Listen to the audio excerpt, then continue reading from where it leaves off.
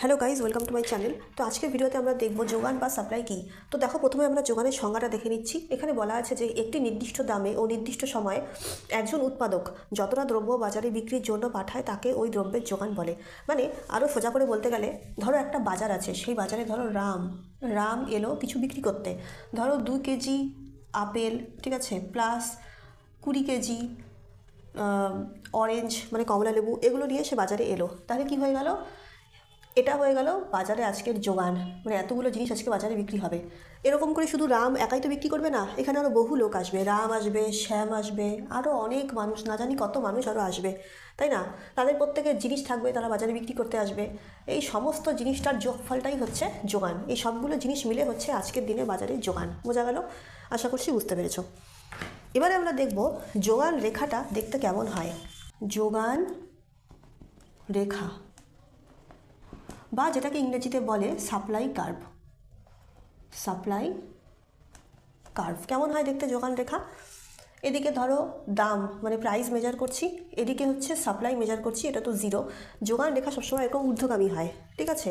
যোগান রেখা কি হয়? সবসময় এরকম ঊর্ধ্বগামী হয়। মানে দাম বাড়লে পরে যোগান বাড়ে, দাম যত বাড়ে যোগান তত বাড়ে। এটা যোগানের নিয়ম। যোগানের নিয়মটাই হচ্ছে এমন যে দাম বাড়লে যোগান বাড়বে, দাম বাড়লে যোগান বাড়বে, ঠিক আছে? এই ধরো 10 টাকা ছিল, এখানে ধরো 10 টাকা ছিল, তখন ধরো যোগান ছিল বাজারে 20 কেজি। দাম বেড়ে হয়ে গেল 20 টাকা, যোগান হয়তো বেড়ে হয়ে গেল 35 কেজি। এরকম করে দাম যত ওপরের দিকে উঠতে থাকবে, এদিকে যোগান তত মার্কেটে বেশি বেশি যোগান হতে থাকবে। কারণ কি, বেশি দাম পেলেই তো বিক্রেতারা বেশি করে দ্রব্য বিক্রি করবে, তাহলে বাড়িই তো বেশি প্রফিট হবে। তো এই কারণে, ঠিক আছে? তো যে যোগান ল অফ সাপ্লাই বা সাপ্লাই ল যেটাকে বলে, ঠিক আছে? Law of supply, law of সাপ্লাইটা কি বলে? যে দাম বাড়লে যোগান বাড়বে, ঠিক আছে? আর দাম যদি কমে তাহলে যোগানও কমবে। এটাই হচ্ছে ল অফ সাপ্লাই বা যোগানের নিয়ম বা যোগানের সূত্র, যাই বলো না কেন, ঠিক আছে? তো এখন আমরা দেখব ভারসাম্য দাম ও ভারসাম্য দ্রব্যটা কি, বা যেটাকে ইংরেজিতে ইকুইলিব্রিয়াম প্রাইস এবং ইকুইলিব্রিয়াম কোয়ান্টিটি বলে, সেটা কীভাবে আমরা মানে নির্ধারণ করতে পারি, সেটা আমরা এখন দেখব,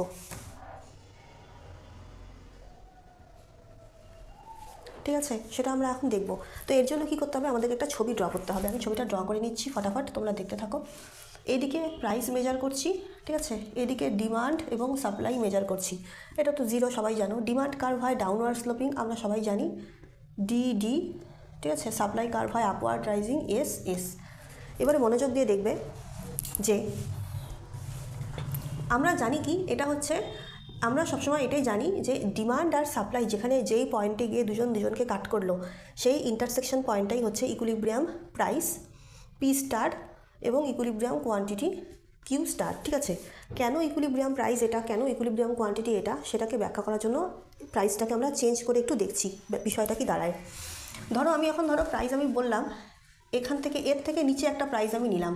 ধরো আমি এই জায়গাতে একটা প্রাইস দিলাম, ঠিক আছে? এটা ধরো P1, ঠিক আছে? এটা ধরো P1, ঠিক আছে? P1 প্রাইসে সাপ্লাই কতটা? এই যে সাপ্লাই কার্ভ, P1 প্রাইসে সাপ্লাই এতটুকুন, ঠিক আছে? আর ডিমান্ড কতটা P1 প্রাইসে? এই হচ্ছে আমার ডিমান্ড কার্ভ, ডিমান্ড হচ্ছে এতখানি। মানে সাপ্লাই আমার এতটুকুন, ডিমান্ড আমার এতখানি, ঠিক আছে? ডিমান্ডটা তার মানে বেশি, তার মানে কি ডিমান্ড গ্রেটার দেন সাপ্লাই, কারণ কি ডিমান্ড তো এতখানি। P1 প্রাইসে আমার ডিমান্ড হচ্ছে এতখানি আর সাপ্লাই হচ্ছে এতটুকুন, তাই না? তাহলে demand greater than supply. Demand যদি বেশি হয়, মানে চাহিদা যদি বাজারে বেশি থাকে, তাহলে পরে দাম অবশ্যই বাড়বে, মানে প্রাইস বাড়বে।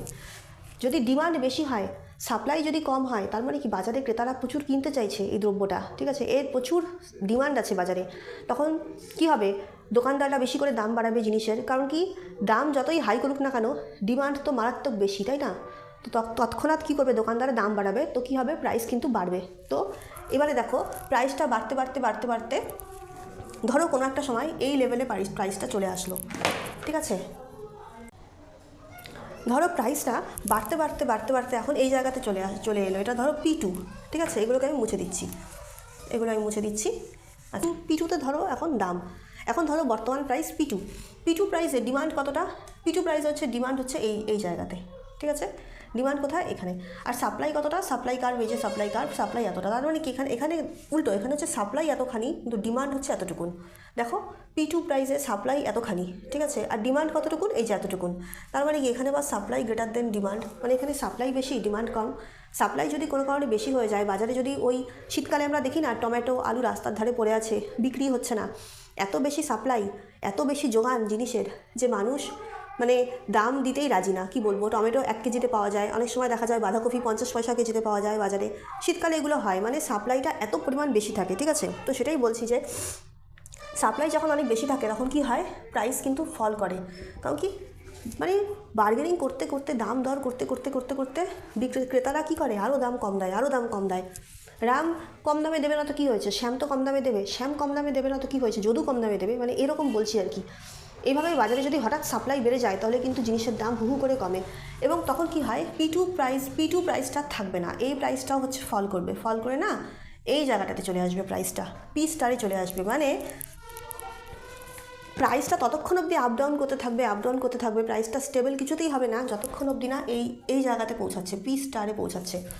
তার কারণ P স্টার হচ্ছে এমন একটা পজিশন যেখানে আসার পরে, মানে যেখানে প্রাইসটা আসার পরে সেই প্রাইসটা আর কোনো নড়চড় করবে না, মানে প্রাইসটা একদম স্থির হয়ে যাবে। এখানে প্রাইসটা কিন্তু আর নড়চড় করবে না এই P স্টারে পৌঁছানোর পরে। তার কারণ P স্টার দামে আমরা দেখতে পাচ্ছি ডিমান্ড কতটা। ধরো এটা OQ স্টার, ডিমান্ড হচ্ছে OQ স্টার, সাপ্লাই কতটা, P স্টার দামে সাপ্লাই কতটা, ডিমান্ড এতটা। এই যে ডিমান্ড কার্ভ, এই যে P স্টার প্রাইস, ঠিক আছে। তো এই যে হচ্ছে OQ হচ্ছে ডিমান্ড, সাপ্লাই কতটা, সাপ্লাই কার্ভ হচ্ছে এই যে এইটা সাপ্লাই কার্ভ, ঠিক আছে। P স্টারে সাপ্লাই হচ্ছে OQ স্টার, ডিমান্ড আর সাপ্লাই দুজনেই সমান সমান আছে। এটাই হচ্ছে আমাদের ইকুইলিব্রিয়াম প্রাইস, ইকুইলিব্রিয়াম কোয়ান্টিটি। আশা করি বুঝতে পেরেছো। ভালো লাগলে লাইক, শেয়ার, সাবস্ক্রাইব করে দিও। আর অবশ্যই বইটা পড়ে নিও। বই পড়ার সাথে সাথে এগুলোকে খাতার মধ্যে নোট ডাউন করো, তবে তোমাদের পড়াগুলো রিভাইজ করতে অনেক ইজি হবে। Thank you for watching, by.